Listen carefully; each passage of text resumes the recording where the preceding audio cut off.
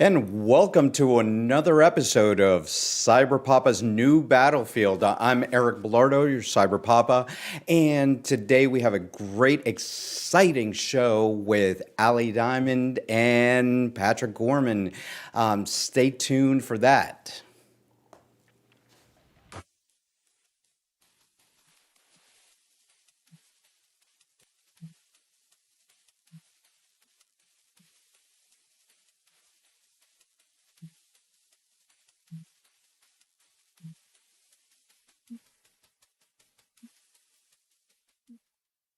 And thank you for joining us tonight. As always, with me is my partner in crime, the Cyber Warrior. Cyber Warrior, how are you today? Oh, I'm doing fantastic. Look, we're coming up towards the weekend. It's Thursday. It's new battlefields. Look, we got so many big things planned coming down the line that I'm just excited week by week for what we have going on. Yeah, definitely. And tonight's show is really exciting with InfoSec Pat from YouTube and Ali from Twitch and all these other stuff that she does on InfoSec Hot Tub and all her friends. So let's bring them on here to talk a lot of stuff about getting new into cyber and also surviving called the social media of InfoSec and security. So let's bring them on. So hello, everybody. Hi. How's it going? Hey. All right. Well, let's start with Ali. Ali, tell us a little bit about you. Yeah. Hi, everyone. I'm Ali Diamond. I am at Ending with Ali on everything, including Minecraft. So if you're watching me live on Twitch, you should definitely go check me out. I live stream almost every day, every weekday here on Twitch. So if you're looking for information security, InfoSec, cybersecurity related content, I stream that on a very regular basis. You can also catch me on Twitter at Ending with Ali, where I do a lot of poop posting and just a lot of weird, just going off the rails on Twitter and having a good time. So Awesome. Welcome. All right. And you, Mr. Patrick, let's go. Yeah, so, my name is Pat Gorman, also known as InfoSec Pat. You can find me on Twitch, Instagram, YouTube, all those cool things. I do the same exact thing. I post up different IT and cybersecurity content on my YouTube and also try to keep up to date on Twitter. Maybe sometimes I do slack on Twitter. I'm not so active, but I try Slacker. to do my best. But yeah, you can catch me on any of the social medias. All right, wonderful. But so tell us about your InfoSec life, your cybersecurity life. So Ali, how long have you been in InfoSec? What do you do? Tell us about your background and stuff. So yeah. So I come from a super long line of engineers, which I know is like a total privilege to be able to say. But I first learned about information security and cybersecurity as like a field of study when I was in college. And a lot of the people that I really thought were the smartest people in college all took this information security, cybersecurity course. And I was like, I'm going to take that course. And it was the second hardest course I ever took in college. The first hardest course was a course on concurrency. Definitely going to be a lot harder. I'll say that. But I have had a fascination with security ever since that course. It was my favorite course I've ever taken. And to the point where I started the homework early because I was super excited to be taking it. And I went on to graduate. I've worked in a lot of different fields, but something that's always been a super constant of mine was my absolute passion and drive for security, and specifically my deep respect for people in the security field because of how absolutely intelligent they are. And I work in DevRel actually, so in developer relations. And I personally feel like I have almost a crippling anxiety when it comes to creating content for developers because I want to make sure I'm educating developers in a smart, secure way. Because I can't imagine there's nothing more frustrating than as a developer following a tutorial, using that tutorial to build work, bringing it into work, and then work being like, yeah, you did it all wrong because it's not secure. So whenever I'm making my tutorials as a developer advocate, I'm always trying to keep security as my number one priority, and making sure that I'm staying educated in that space. And then over the past year, I started Twitch streaming security because it's something I wanted to continue my education in. I dabbled here and there in between my time of college and now. And now I'm taking security super seriously, and I'm making it part of my everyday job and kind of becoming the representative in security. And I found like not like a gap, but my own personal lack in like a little security community on Twitter. And so I made Secure Cyber Hotties. So if you're like a hottie and everyone's a hottie. First of all, everyone's a hottie. But if you're a hottie and you like cybersecurity, please DM me on Twitter because you can definitely become a Secure Cyber Hottie. And I also thought it'd be really fun to write like a children's book. So I'm writing a children's book right now that's helping educate children about security on the internet and being online, as well as cybersecurity principles and like what are the different aspects of cybersecurity. So that's kind of my story. And fair notice here, I was one of the founders of Secure Cyber Hotties too, so I was one of the first 10. He was in there very early. So yeah, and one of the things that you mentioned that I want to touch a little bit later on here is how a lot of the developers, they're taught in school about developing, and it's all about functional, and security is something that's kind of like an afterthought. So let's hold off to that, and so we can talk about it. So let me go to Pat real quick and say, all right, so tell us a little bit about, what do you do? How long have you been in the field, and take it away. Yeah, so I have a little unique, background. So I come from like the systems networking background.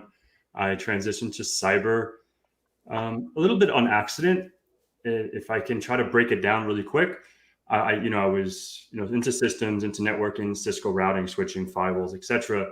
And I was if you guys know me, you probably know I'm a big sneakerhead. So I had, I used to buy sneakers and sell them. And this was when I was still in undergrad, and my PayPal got hacked. I'm just going to keep it, high level. My PayPal got hacked. I guess I clicked the phishing link. The Nigerian prince got me, got my credentials, and they wired my money, right? So sort of how Ali was saying about the college and intrigued her. I was studying computer engineering, and then I went to my counselor and I said, I don't know how that person did that, but I want to do that. I didn't know what hacking was. Security for me was like NTFS permissions, an ACL on a firewall. These are like, this was a security, maybe semantic SCP was like the furthest. If I knew SCP and look at like signatures, I thought I was the man. You know what I mean? So then I transitioned to cyber about 8 years ago when I was an undergrad, and it really intrigued me as well. And I didn't really know too much about it, after college. And I went to grad school. I went to WGU. So WGU, you get some certifications along the way. And I don't know how it is today, but you get some web stuff. Then I got like the certified ethical hacker, certified hacking forensics investigator. And then I went on for ECSA, LPT, and a few others. And we can talk about that down the road. But then that's what intrigued me with cyber. And then I got into, as a pen tester, as a InfoSec pro with a cloud company. And, that's how I transitioned to the field. And today I work as a consultant, and I also teach cyber. So I teach like Security Plus, Pen Test Plus in the program, and also Certified Ethical Hacker, because I am EC Council certified instructor. So wonderful. I teach like CND, LP, all the CHFI, CEH, etc. So yeah, and obviously I have my YouTube channel, and I just put some videos out when I can, and that's a little bit about me and what I do. And that's one of the things when you're new to cyber, when you're learning cyber. I always say in my channel, and every time that you guys see me here, I say nobody's path into cyber is the same way. Everybody has their unique way that they've joined here. I've been doing this for 32 years. I've been in cyber for 32 years. I started out as an electrical engineering, power and generation. And I transitioned to computer science engineering. And back then, we didn't have the word cyber, But when I came out and I started working, I was the one that was doing the computers and securing the computers, and the bulletin boards and IRC and all this stuff. And my career in the military, when I joined the military, there was no cyber command. There was no, so I was the only guy that knew computers, and that's how my career started. So I kind of went in that way, just as it was happening. So, I didn't come in with all the certificates and all that stuff. It was kind of on the job training and trying things and hacking the old way, trying things out. And Cyber Warrior, how did you start? Oh man, I can give the whole long story. I can give the short story. Short story is I was in system administration, help desk, and all that other stuff. And when wireless first came out, I wanted to hack wireless networks. I was like, there has to be a way. I know there's a way. And this goes like you're talking. I came up in dial-up days, just like Eric and everybody else that has the internet. So I when you had a tablet. Ding ding ding ding ding. Yeah, you have the Stone tablet. So I got punted off AOL by my friends and all that other stuff, and I didn't dig into it then. But then when wireless came out and I started investigating it more and really started becoming of my own and my own mindset, I was like, I got to be able to break in. So I broke into my own wireless network with early 2000s. And then from there, it just went on. So where people have it easy these days with like Wi-Fi and Reaver and all these others really easy tools, I had it difficult because I had to be able to use 5 different tools at the same time: AeroMon, AeroDump, Air Replay, and Aircraft. And guess what? You better be able to de-off somebody to be able to get that network. So so that was how I got started. And actually, I did it. My Air National Guard unit at the time, before I went active duty, was like, hey, we're bringing in this wireless. Do you want to test it for us? And I was like, sure, let's have some fun. Let's see what we can do.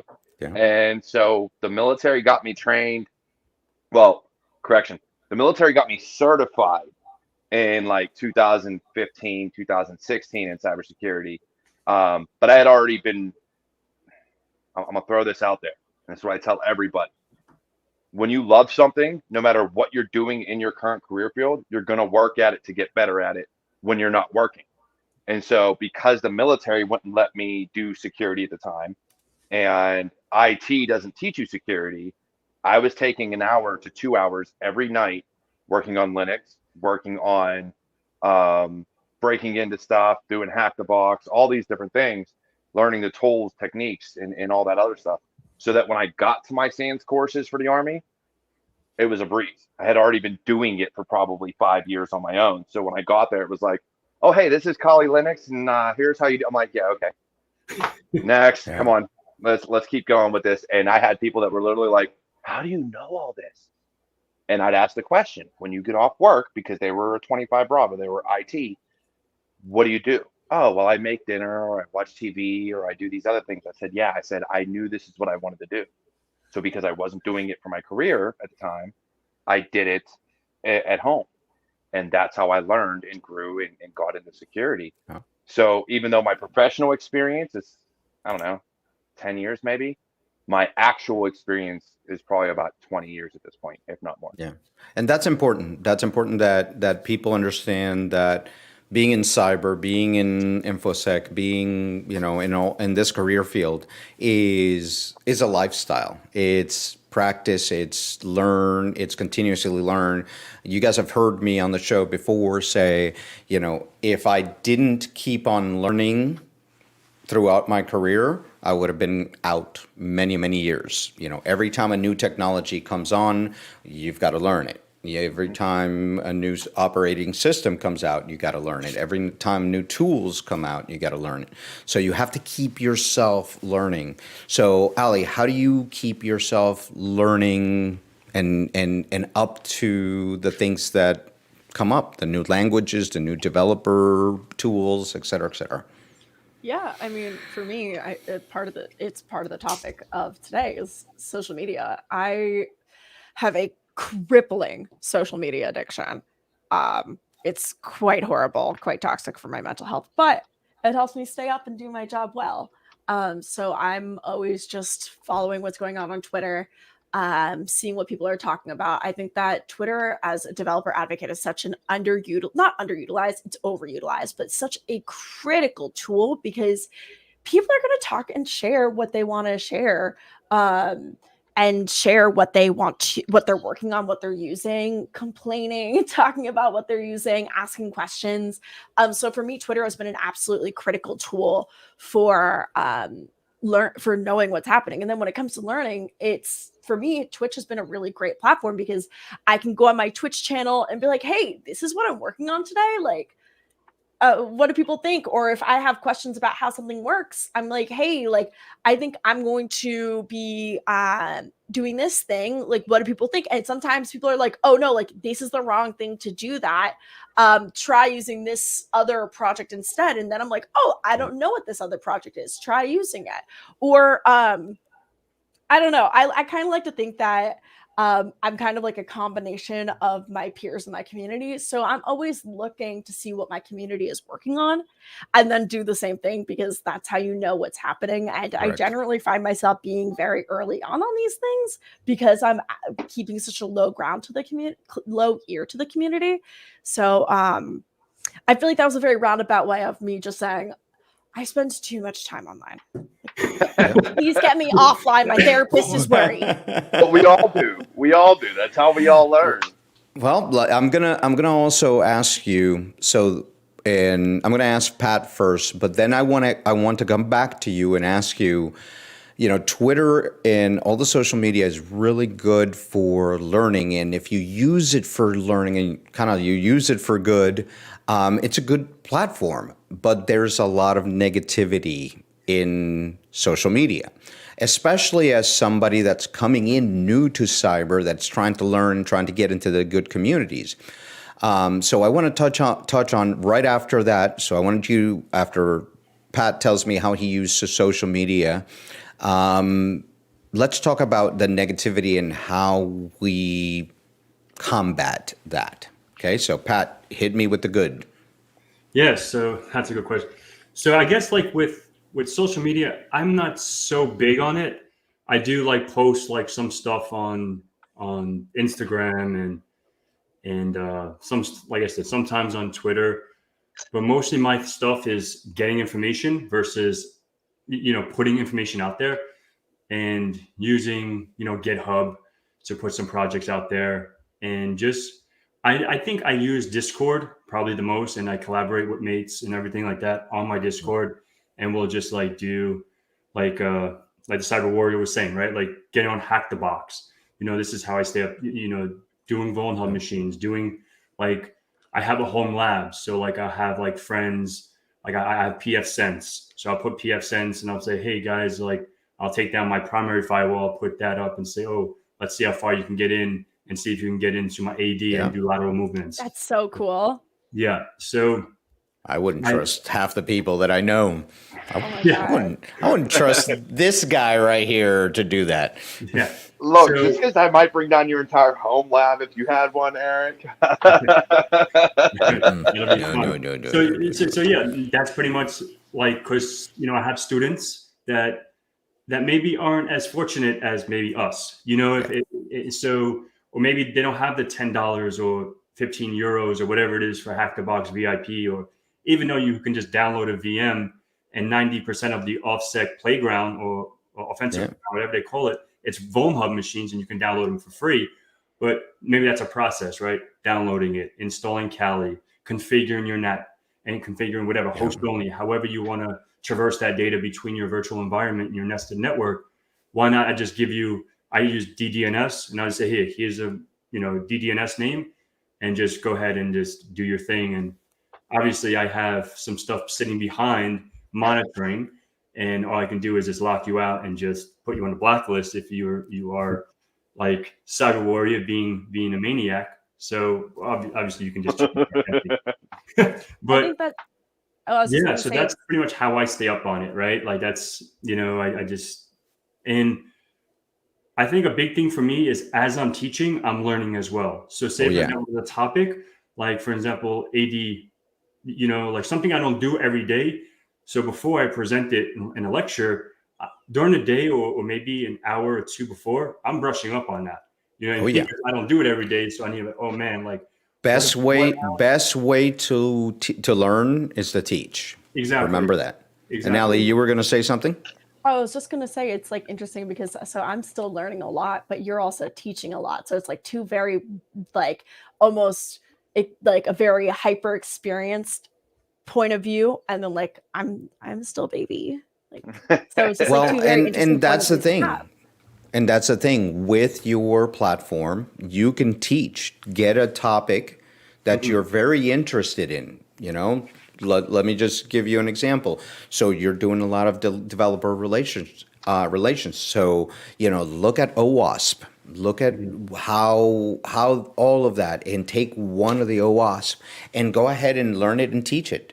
And before you know it, you're, learning those concepts a lot. So it's very important. So Ali, let's talk about the negativity or the cons of the social media. The first one is it can suck you in, suck you dry. Yeah, Go for it. Social media has been, I've like probably lost a year of my life to just watching YouTube videos.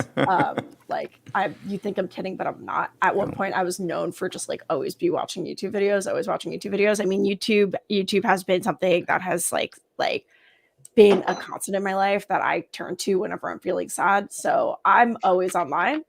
But I think when it comes to the negatives of social media, there's a huge risk of putting yourself out there. So as I don't think I'm a public figure at all, some people like turn to me and are like, yeah, like I follow you, like you're so cool. I'm like, wait, I just like to post memes. But recently I've seen a lot of negativity in not as much in the cybersecurity space, but I remember InfoSec bikini was a huge one. I don't remember who, but they posted a photo of themselves in a bikini, and I'm just like, y'all are pressed over nothing, like literally nothing. Like someone felt good about it and they decided to post a photo, and you're pressed over this. But I've been seeing a lot of doxing, a lot of harassment, a lot of like false accusations coming out from another community I've been spending some time in recently. And I've been supporting someone through this experience. And I'm not going to I do not want anyone to think I'm diminishing their experience, because what they're going through is just like actually horrible right now. But if you are on the internet, having a group of people that you can turn to when these things are happening is so important. And that's why I'm really excited to continue growing out like Secure Cyber Hotties, because as I'm in this other group on Twitter and this other community and seeing these people getting harassed, they're like, y'all, like this is happening to me. And we're just there to be like, hey, we're here to talk to you if you need help. Like if you want to take some time away, like at one point people were targeting them through tweets. I went on and responded to one of the tweets like, yo, like this isn't really fair for you to say, because first of all, you don't know this person. You don't know, someone got mad for being blocked. I'm like, they're using a blocking tool to prevent harassment online. Like, don't take it so seriously. Yeah. Like you probably just ended up in the crossfire. Like it's not that deep. Like don't be so pressed. And I think when I have some people that are like horrible to me online, I'm just like, I'm living in your head rent free, dude. Like you're really that bad, like rent free. Yeah. Like at least pay me, like drop me some Ethereum or something. If I'm going to be rent free, pay me. So but that's the big growing thing. A thick skin is super important, but just knowing that you have a community of people online, because your terminally offline friends will not get this. Having a group of people that are terminally online that are there to support you as you're going through your online exploration is super important. And the funny part is for InfoSec Bikini, that was one of our close friends, Colleen. And I'm telling you right now, we were there through all of that with her. And there's been other big issues that have happened on Twitter. We have another friend, Davin Jackson, that has the InfoSec Twitter veteran t-shirts.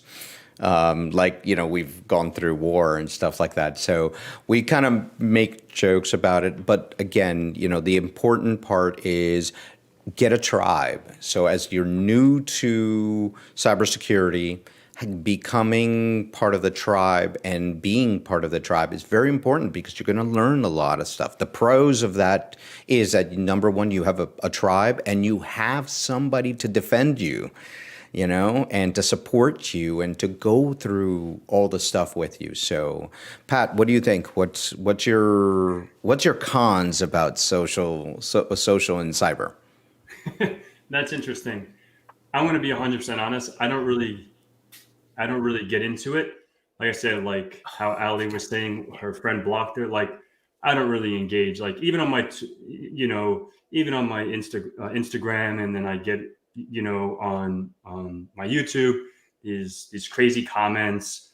Like, I've had a few like locos, you know what I mean? Like saying, oh, they're gonna find out where I live because I gave them the information that it was so, I don't know, like this crazy things. And sometimes I just want to say, if you want to come by at your own risk, right? That's all on you, man. Like, but I just delete the comment, right? Like, so I don't really engage because first of all, I don't have time. Like, I'm not a child, so I'm not going to be like, hey, man, like, I guess this comes from maybe my background. We're not internet gangsters. You know what I mean? Like, if you want to have something, let's do it in the real world, not an internet, Yep.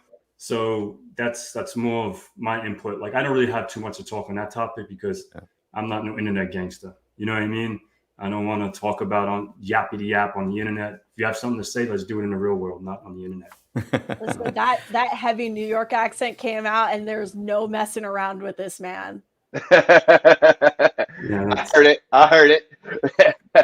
But he's not wrong, and that's the thing is so many people want to get on the defensive, get on the, they do, like you said, they get pressed, they get offended by something somebody says, and then it's like a whole can of drama and a whole can of whatever. When at the end of the day, it's like, look, if you don't like it, scroll on by. Like, you don't have to get involved. But for everybody to post something and then get offended and starts this whole train of nonsense, and it's just like like for me, I'm always the last one to know. Like, I'll be scrolling through a feed and see like, oh my God, I can't believe all this just happened. And it's like, oh, what? And it's like, what did I miss? Like, all right, cool. I'm not that important. Works for me. I find myself saying what Makeshift is saying all the time when I pop back up on social media. Says, "Hey, what have I missed?" Yeah. But yeah, it's so for anybody that's hearing us and watching this, it's very important that when you're looking at social media that you're using the tool for good. Meet people in the industry, network, get that knowledge, and follow those people that give you that knowledge. Don't just follow everybody just for the sake of it, to get your numbers. It's about finding. That's how you can control your feed, is follow the right people. And be it on Facebook, be it on Twitter, be it on anything out there that gives you that information. The other thing is form that community, join those communities, and don't be afraid to ask. And one of the things that I absolutely hate, and I don't use the word hate very much, as you guys know me, but the one that I hate is when somebody new comes in and asks a question. And the next thing you know is the cybersecurity community, well, not all of them, but some people in the cybersecurity community will start attacking these people. It's funny because I had that the other, because I have like a little Facebook group, right? Yeah. And someone posted they couldn't CD into desktop, but they would CD lowercase d, and obviously Linux is case sensitive. And I threw him out of the group, but he's like, saying mean things like, like how stupid are you? Or if this. you don't know how to do that, don't even come into cybersecurity. Yeah, Exactly. And I wanted to put something in the networking world, right? Because I have networking, background, and I knew this person. I knew of him, like he's an internet friend, right? So I knew where his weakness was, like networking, like routing, switching, BGP, EIGRP. Like, let's get into this stuff, right? And I could have said, okay, what is the administrative distance for RIP? And I could have just, had him crawl under his rock. You know what I mean? So it's like, okay, calm down. Like the kid is just asking a question. You know what I mean? Like just do a little CD and just put a capital D. You know what I mean? Like, why does it have to be so like attack? Like no one's attacking you. Like you were a beginner at one time too. Like don't think you're some expert because you have an OSCP. You know what I mean? It's like you're not better than this kid. That just means that you were good at taking a test. Okay. Yeah. You stayed up for 24 hours. As an advocate, as a developer advocate, like, and even in real life, I'm always just like, whenever my friends are like, oh, can I ask a stupid question? I literally say to them, like, there's no stupid questions. Like, all questions are good questions. And it's just super important to like, just ask questions in a safe space. And I've been seeing a lot recently on Twitter, as one does, about like, about psychological safety and security at work. And like, I feel like it's kind of the same thing, setting your community up online in a way that you feel like you've built a community around yourself that you feel more like you feel comfortable enough to ask questions.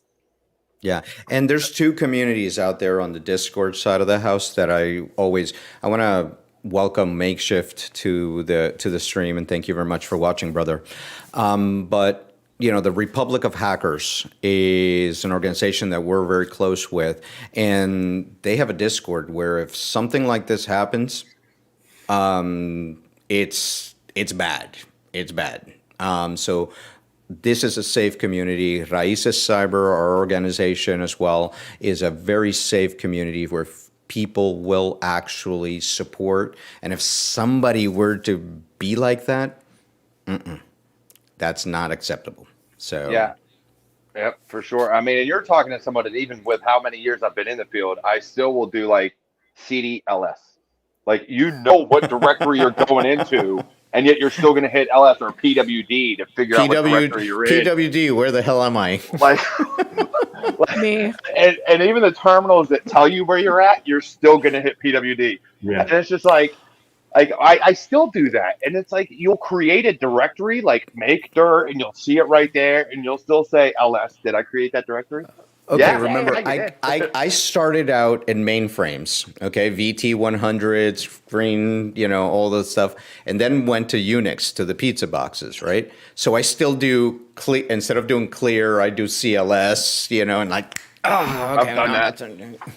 So it's, you've always got to learn. You always have to, and no question is stupid, okay? No, and I think another big thing is, I think don't be ashamed of Googling, even on interviews, like if someone says, oh, how would you compromise a domain admin account? What would be your, if you don't know what's up your head, just say, I don't know this right now, but I can be resourceful and say, okay, I can Google it and I'll figure it out. You know what I mean? Like, never, this is just my advice, never say, I don't know, because that's no bueno. That's no bueno. Yeah. How do you compromise a domain admin? You ask for a sticky note where he has his password. No.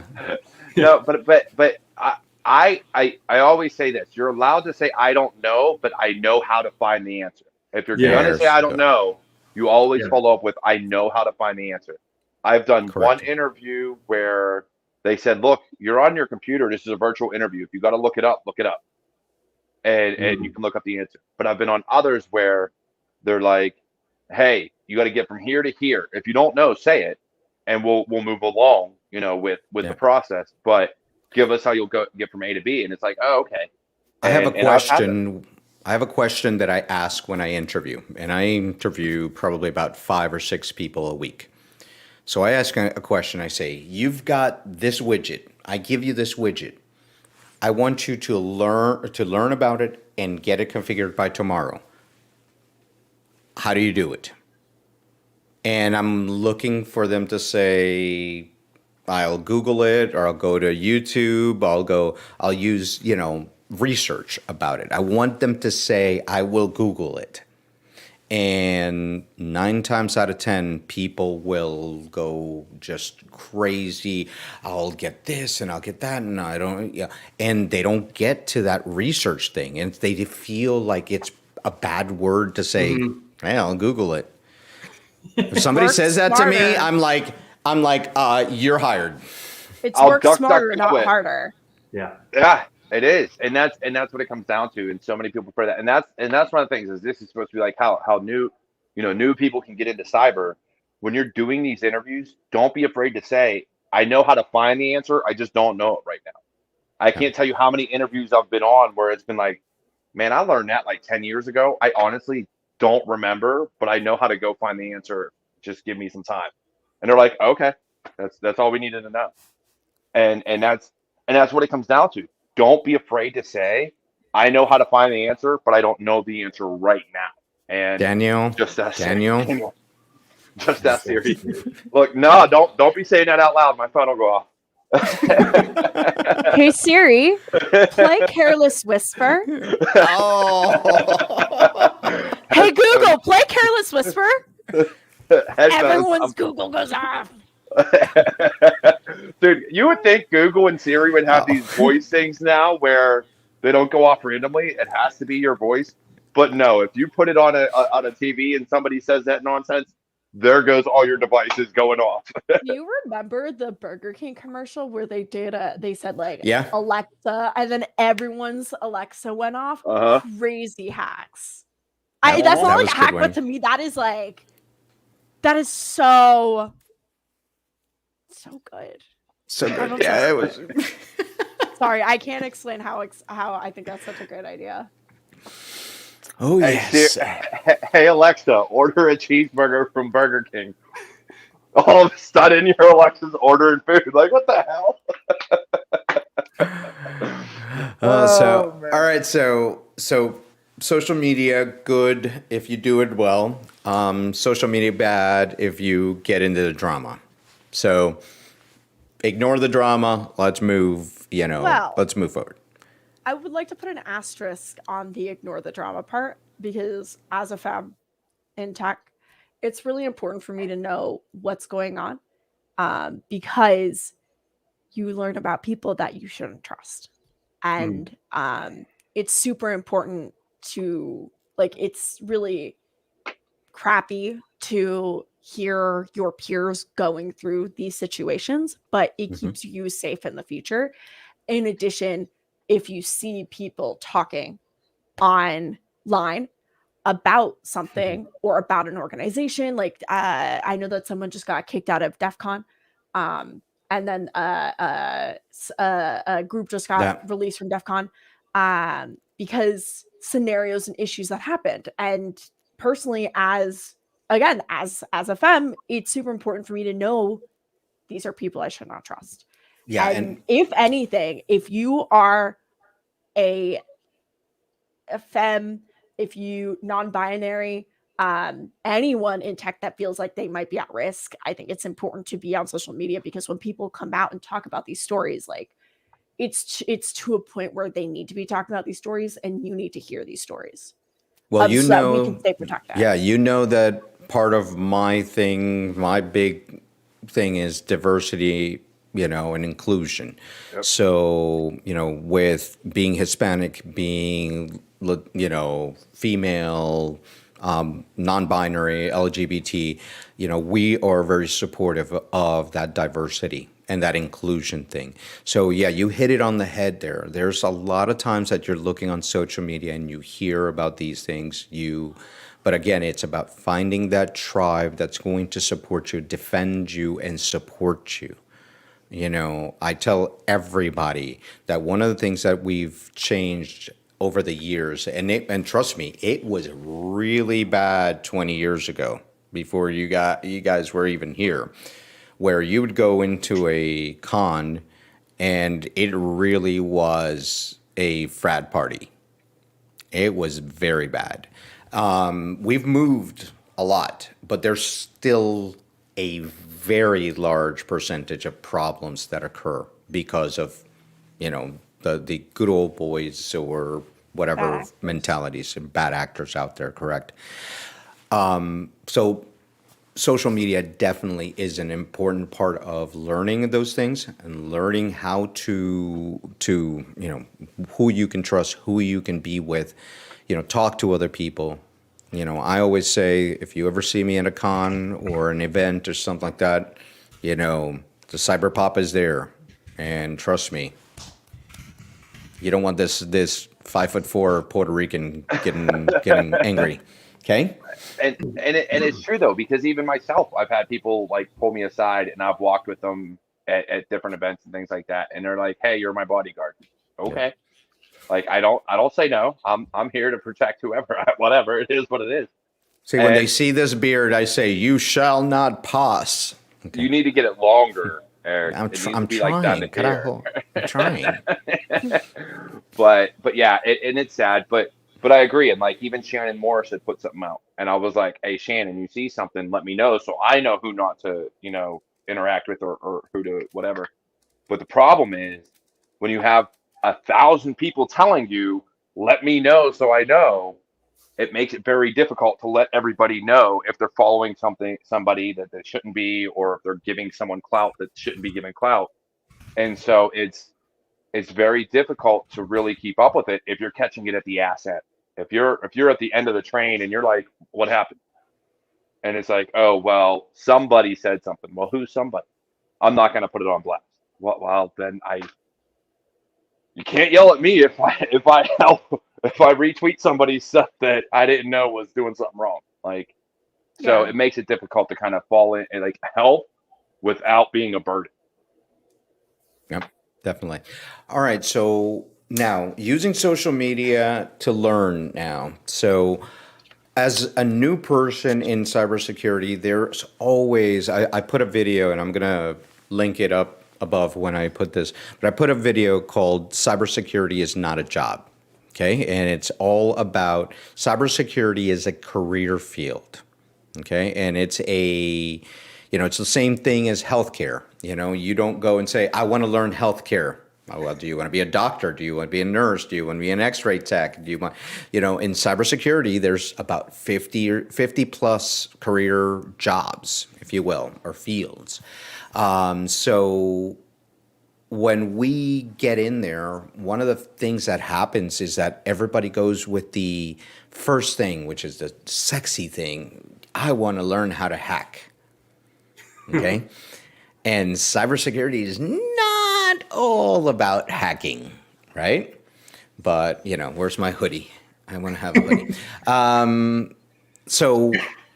There you go, Ali. But you got to do the lights for red and purple. So what do you guys tell as you get new people to tell them about, things that they can do to learn? I'm going to start with Ali on the developer side and the cybersecurity side, or the application security side. What do you guys tell them? Yeah. When people are like, "I want to get into tech," I mean, even now, people are like, "Oh, like, where do you want to go?" I'm like, I don't know. Like, there's so much. There are so many opportunities and jobs in tech that you like don't hear about on a regular basis, that I always promote people being just like really excited to learn about new things in the space. Like, did I know that developer advocacy was technically like a job?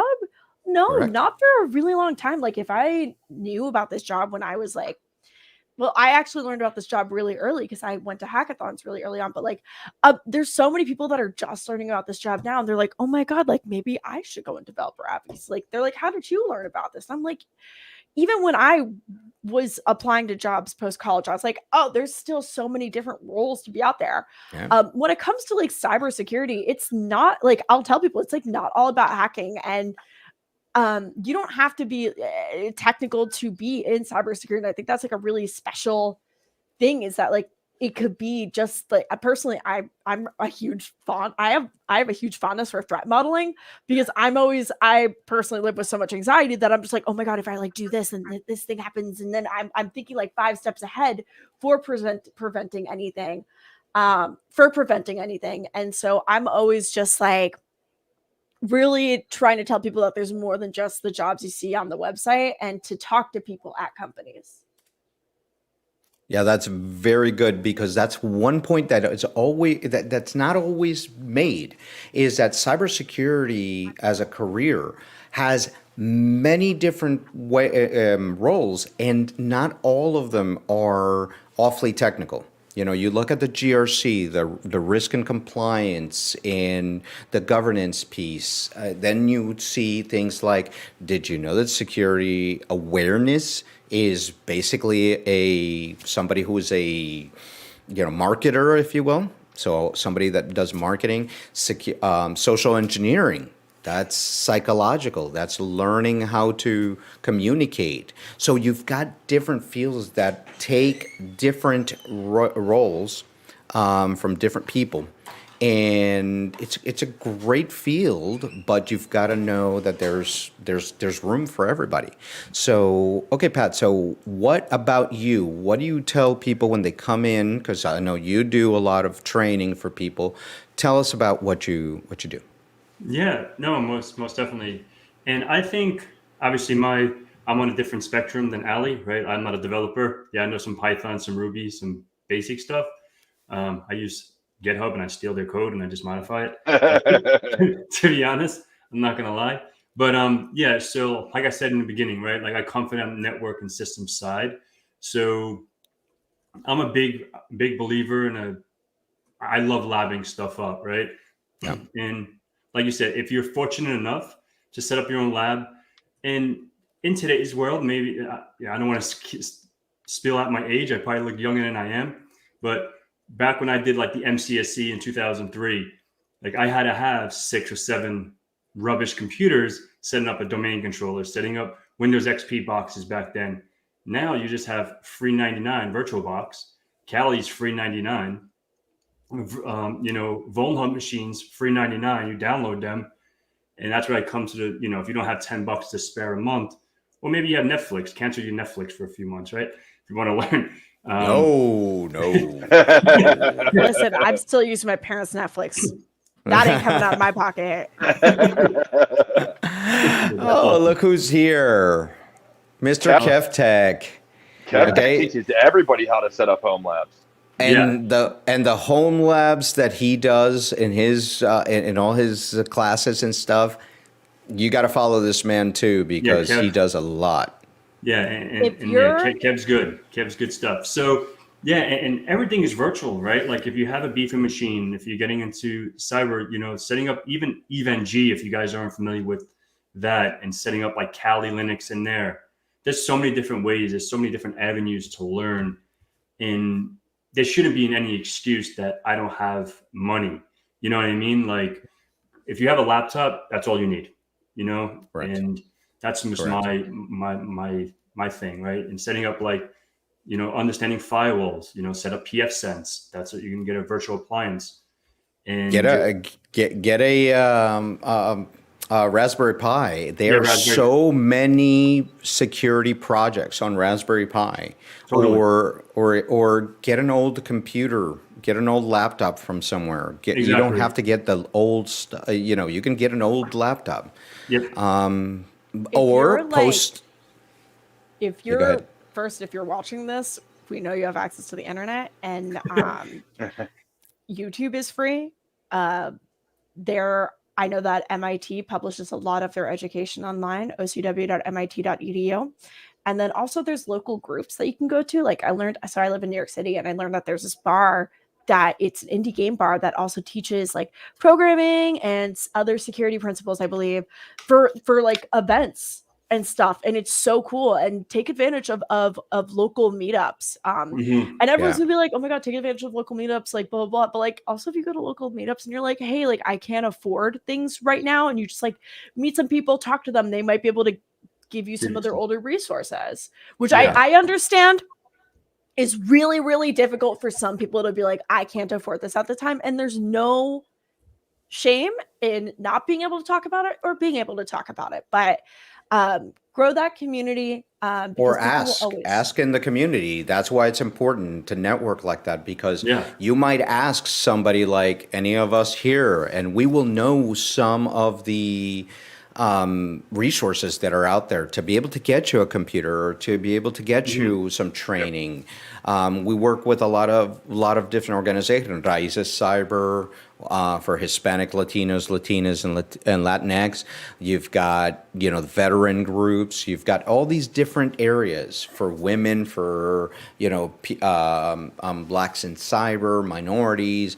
Everybody out there, there's groups, and use those. Yeah, definitely. And look, there's definitely, and we're all going to crash it ourselves. So we have, like, even in Pittsburgh, I've got InfoSec Pittsburgh and PitSec. Like, there's meetups in Pittsburgh. And granted, it's a little further away from where I live now, so I don't go there anymore. But we got Barsides Pittsburgh. Like, there's a lot of stuff in the Pittsburgh area. Philly has a ton of stuff. And, all these different cities, if you just go to Eventbrite or go to, I think it's meetup.com or meetup.com. In DC, we've got in DC, if you're in the DC area, the one meetup that I will always recommend is Cover 6 Solutions. And DC, what is it, DC? I think it's DC Cyber. DC Cyber, amazing group of people down there. So there's a lot of them. And Ali, next time I'm up your way, we're going to the barcade. Oh my God, it's so much fun. Right? I really want to host an event at this barcade. It's so cool. They have indie games. They have a typing game. That's the one that's the one in Midtown, right? No, it's in Brooklyn and Williamsburg. It's literally like an indie, like all the games are like custom, like 1 or 2 off games. They're so And then we can go see Kev. Of course. So Kev is up there. All right. So another thing is when people talk about the first, call it certs or training. Look, he said he went to the barcade. All right. So when people talk about training, I'm going to direct this one to Pat. What certs do you recommend for people? Oh, that's a good one. To start. I may go off on a little tangent. Okay. So hold on for a second. Let me. There you go. Go on your tangent. Yeah. So I think everyone has their own way of explaining something and saying, okay, you can get into cyber without any other background, no networking, no systems. And now there is some exceptions. And I met a few that, they were working at a Chinese restaurant or a pizza parlor, and now they're a hacker, right? There are those exceptions, and maybe they're geniuses or whatever. I don't know. But I think understanding the system side and the networking side will make you that much better, because how can you compromise Active Directory when you don't understand what a sysvol directory is, or just these little basic things about AD or ncds.dit, right? How are we going to dump this or whatever, if you never understood and how you configure this, or how can you compromise a firewall, do a firewall invasion when you don't understand how data traverses? It's not only about just running an Nmap scan, doing quote unquote Google search and say, okay, -O to have a footprint of the OS and go down that rabbit hole, but really knowing what you're doing, right? That's where I think it's super critical, at least for me. So go back to your question. Maybe this is just me. I can't speak on the next person, but having a CCNA, right? Or a Network Plus, because Network Plus came a long way now. I took my Network Plus in 2008. And so it's been a long time. So having a CCNA, and I know now they're not doing any more MCITPs, MCSEs, everything is Azure. The on-prem stuff is going away. But that's where I think that home lab, setting up Windows Server 2022, setting up your own Active Directory, adding some machines to your domain, really understanding, setting up file shares, setting up these kind of things. Because if I'm scanning for SMBv2 or SMBv3, etc., and Heartbleed? Exactly. If I'm doing like SMB client and I want to see, whack server name, whack share, how am I going to really know what I'm looking at when I don't even know how to set that up? That's just me.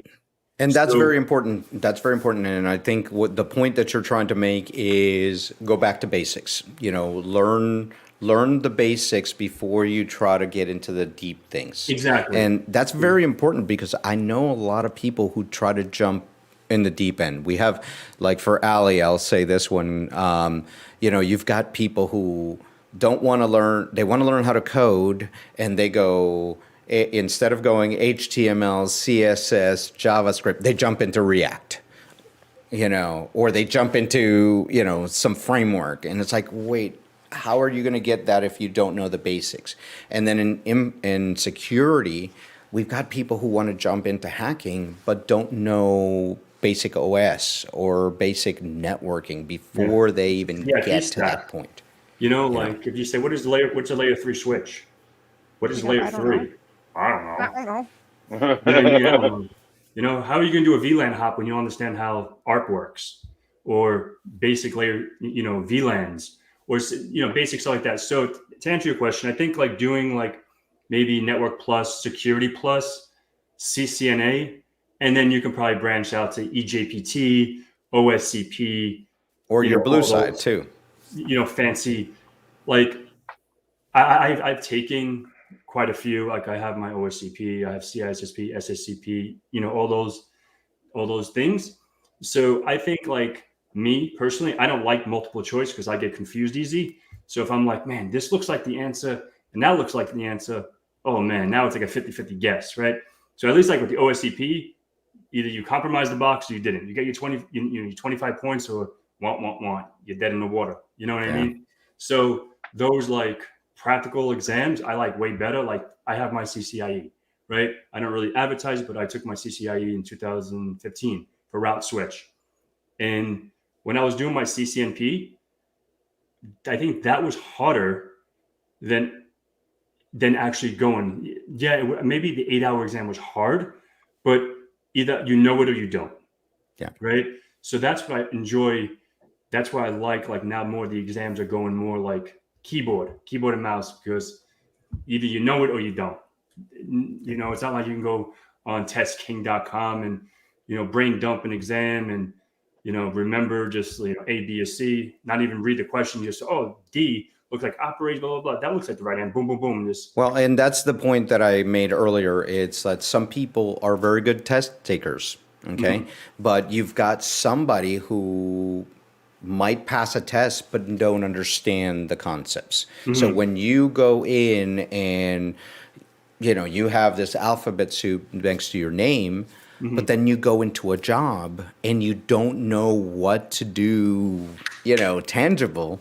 Exactly. That's where you fail. So sometimes I look at people who, when I'm looking at a resume, I like to see things like I've done this, exercise, or here's my GitHub, or, this, show me that you've done something with the information that you have. Mm-hmm. And sometimes I will, hire somebody that doesn't have a degree or doesn't have the certs, but has good practical experience. And the drive. Yeah.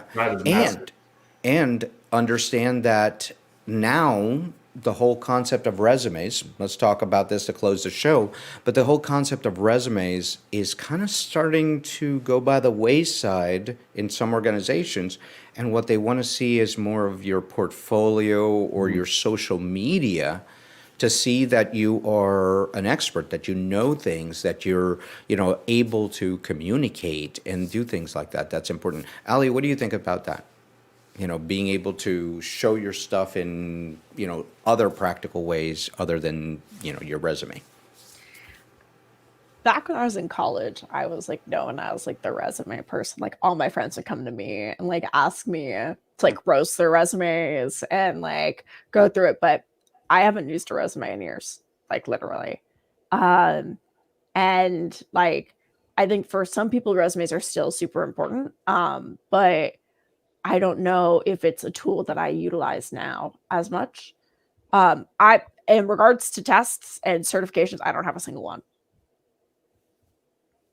But when it comes to showing off my work, especially being in developer advocacy, having like a track record of the things that I've done is super important.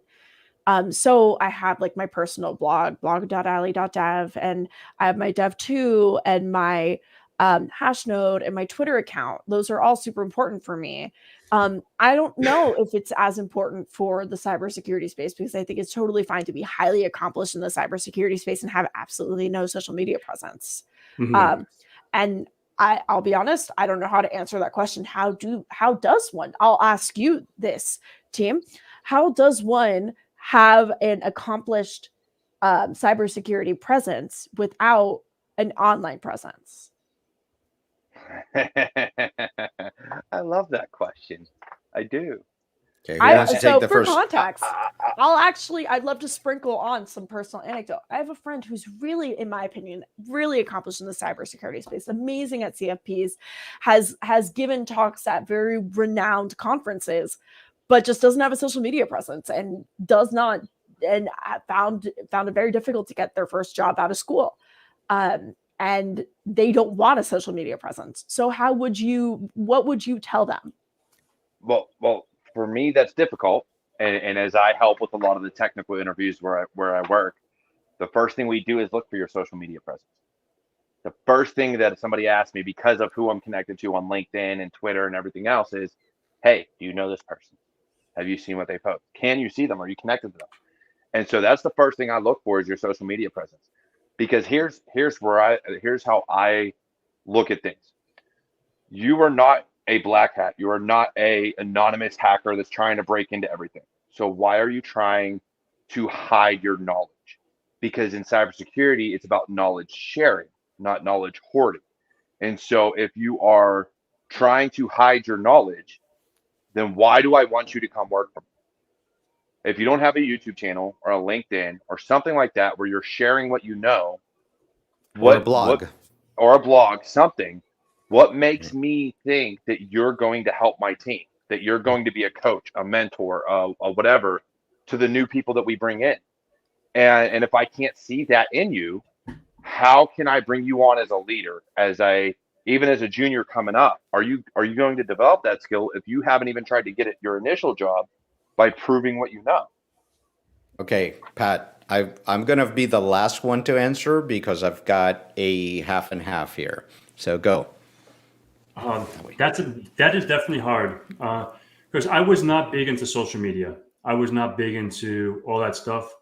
I'd like to not be anonymous, but like I had my resume, right? I had a resume, and this was probably, I got into like social media probably 5 years ago, and yeah, before that, like I just had my resume, and I didn't want like how the cyber warrior was like, oh, this is the first thing I do. I knew that, so I never put my government name, on my Facebook. I never put my government anything. Like I like to be me. I don't want people to go discovering me, right? So get to know me for me, not for what's on the internet, because anyone can put anything on the internet, right? That's the way my mindset was, right? Before I really was like, okay, now this is more of a tool versus my dude is trying to like look me up and try to see what I'm about. You know what I mean? Because that's the way I thought. Like, why does he want to see my family? Why does he want to look at like, this is the way my mindset. And again, it's separating your personal life from your professional life, what your cybersecurity is. And that's why you'll see I put cyber warrior on everything, because you're not going to be able to go to my Facebook and see my family.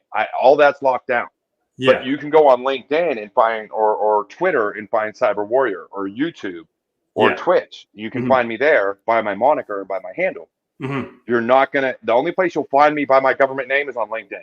You'll find me on Facebook, but good luck seeing anything other than the public stuff I post from Cyber Warrior Studio. Exactly. And this is the way I always was before. Now, like I said, like the last 5 years or something like that. Yeah, like I think it's awesome to have that presence, because like it shows your work. And if someone doesn't have it, like you were saying, it's really hard because now it's like, what do you have to show? You know what I mean? You know, so it's a hard thing, especially being in the cyber world. You know what I mean? Yep. You're not like a sysadmin, a network guy that's just doing routing and switching and just, you know, you just have your Twitter and you do VMware or whatever. Like, this is a whole different field. So I think that's my input, you know? So here's what I will say. Okay. I started my career in cybersecurity in 1989. Okay. I wasn't alive. Okay. I was a concept. Yeah. You weren't even a twinkle yet. Okay. So I started in 89. So what social media existed in 1989? Forums. Here, No, right? you had bulletin boards. Yeah, boards. that's not social media. Barely. It is an online presence, social media. Yeah, I had Prodigy. All right, so for my first, call it 15 years of my career, social media was not existent. I mean, we had MySpace at one point. I had the Blinkies. Okay. But there was nothing there that was there. So resumes were very important. When people started blogging, that was kind of the way to show your work, if you will. And we have a friend, Davin Jackson, if you want to hear his story, is what he did was he started a blog, not just for putting things out there, but also as a learning journey and as his own kind of personal, knowledge base. And that grew. And that really grew for him. So I've seen some people that have used that strategy twofold, to document their journey and also to show other people. And that's a way to be in social media without being overexposed, if you will. You don't have to be a influencer to do that, Okay. So you don't have to be, but I think that as we move into this new digital world and whatever comes next here, is that we need to be able to show your work, be it in a LinkedIn profile or, for the professional side of the house, or if you want to be in kind of the relations programs or the security awareness programs or those types of things, you've got to show your face. You've got to show what you can show for your teams. So it's a good strategy, and I love receiving video resumes. Okay, it's actually a very, very cool. There's a lot of technology out there to do the video resumes. That is really, really cool. So it's important to show, again, the pros of, as we were talking on this show, the pros of social media is that we can show our work, we can communicate with people, we can build a tribe. And the negatives is that, it can be poison and it can suck you in and things of that nature. Those kinds of things, you got to watch your mental health for. So, and then for the new people in cyber, again, the things that we want to tell them is, get that group of people, help you, bring you up, find your own tribe. And if you don't have a tribe, reach out to any of these folks that are in this stream right here, and they will guide you. They will say, go ahead and do this. Right. It's always hard to point. I'm like, here. Go ahead. The Wonder Twin powers. Come on. Okay, hold on. This way. Right, there it is. To the corner. To the corner. Right there. Okay. Never mind. You guys are all right. So final words, Mr. Pat first. Well, like I said, thank you guys, and hopefully, the information was informative for you guys, and I really appreciate having me on, and hopefully we can link up again. And if anyone has any questions, please reach out to each one of us. And I'm more than happy. I enjoy linking up and having conversations about this stuff or anything in general. So pretty approachable. So cheers for that, mate. All right. Ali? So for anyone who has questions, my Twitter DMs are always open. Right here, come through, check it out. If you're on Twitch, I'm here almost every weekday, generally in the afternoons. So come hang out with me. I'm about to build a mechanical keyboard from scratch if that's something that you want to watch. And feel free to reach out to me. I love answering questions. It's my bread and butter. Oh my God. New York pizza all day. New York pizza. Are you kidding me? New York pizza's built different. It's the water. That's the water. Wait, did I get it right with the New York accent or was it a Boston accent? No, I'm not from Boston. I've never even been there. Okay, so it is a heavy New York accent. Got it. Yeah. Oh man. Good This time. is fighting words over here. Boston. Sorry, I just wanted to make sure. Okay. Yeah, we're gonna have to get everybody together very soon up in New York, because we've got a lot of folks in New York, so in the city. So well, between gotta DC, have Philly, Pittsburgh, and New York, we've got probably a good 30 or 40 people. Oh yeah. So, all right. Well, thank you very, very much for you guys. Like I said, don't go away back there. And thank you very much for being here. Thank you very much for being in the show and for imparting for everybody. Again, the Twitter handles are here on the screen right now. So, and they're in the description of the video. So after the video, come make a comment on that. Go ahead and click that subscribe button. Helps us out, and hit that like button for us. That's going to help us out with the algorithm here. So again, Ali, Pat, thank you very, very much. I'll see you guys in a few. All right, Cyber Warrior, tell us what we're going to have tomorrow for Security Happy Hour. Oh man, tomorrow we just talked about noobs today, like new people into the field and what they need. Well, I'm gonna have Damon. I'm gonna have to ask him how to pronounce his name on the show tomorrow. Damon.